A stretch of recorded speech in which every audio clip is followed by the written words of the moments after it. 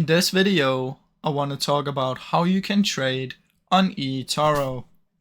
Now, there are a few different ways to do this. The first one is if you want to use a virtual account, you need to click here where it says switch to virtual. And if you're on the virtual, it's going to say switch to real. So just find out if you want to use a demo account or if you want to use your real money. If you're on a real account, of course, you need to deposit some funds. And after that, you're ready to go.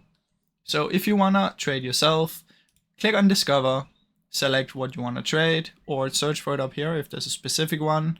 I'll just click on stocks and find something. So I'll just choose Amazon. Then you have a big trade button.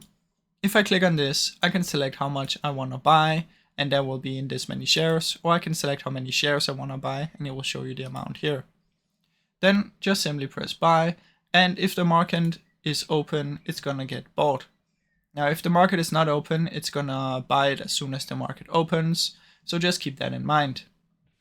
Now, if you go to a portfolio, you can see I have my pending here. So when the market opens for this one, I'm gonna be able to get it. And you can see these three are already bought. So if you want, you can close the trade here, or you can click on trade to go to the graph.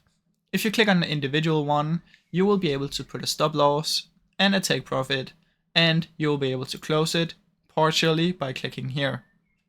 If you don't want to do the trading yourself, you can go to the copy trader and you can find a person you want to copy, click on them and simply press copy.